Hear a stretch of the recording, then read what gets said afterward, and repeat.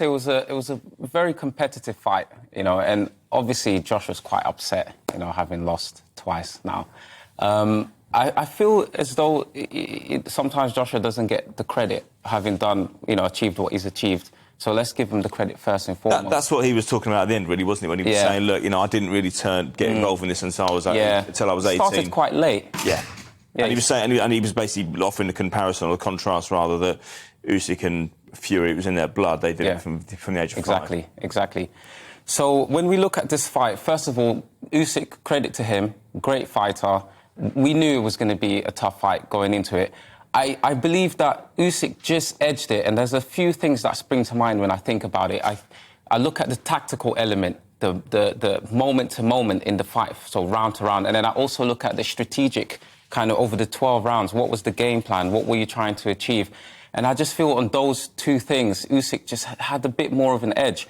Also, it's a bit of a paradox here, because we tend to assume that the bigger fighter is going to be, the winner is going to be stronger, etc. But I think the size advantage wasn't really an advantage. A bit of a paradox here. It just played against Joshua. Didn't AJ make that point at the end as well? He said, this is about boxing, is about skill, it's about speed of fists, and it's hard for him to generate that when he's the way he is. We can stand up and I can show you some stuff. Me.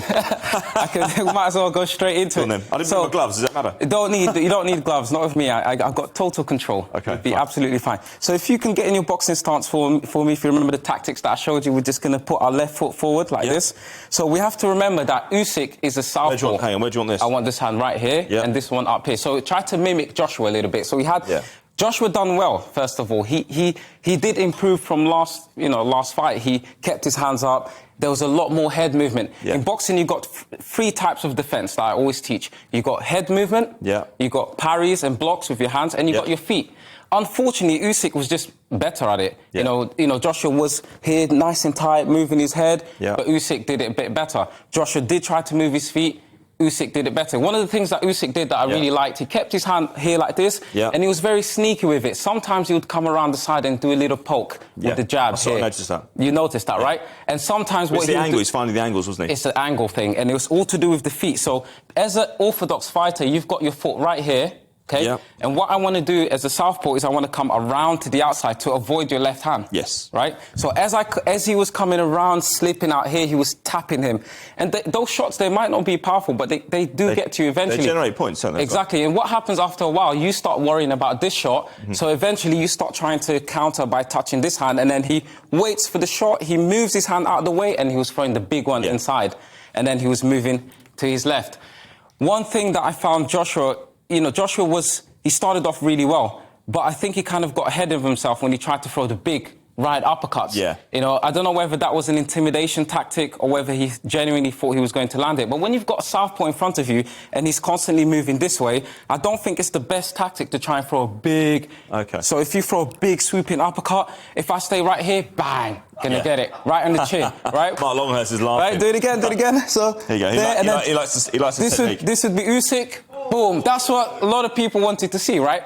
Unfortunately, it didn't happen. Usyk's very smart, so as soon as he saw the uppercut coming, he just moved out this way. You can't do the uppercut. You can't do the uppercut. No, true. One thing that Joshua did try to do, so you're Joshua again, so get your hands up and bend your knees, which was very clever in the beginning. He was avoiding the jab and going to the body. Yeah. You guys would have seen the body shots. He was throwing it straight. So as a southpaw, again, so you're orthodox, I'm a southpaw, meaning that you lead with your left, I lead with my right. So what you're going to do is throw your straight right hand straight to my stomach. As I jab, go on, go for it, go for it. I should have done more sit-ups, I knew I should. Listen, we're going to have one final question. Do you think Joshua's got their fights out for him?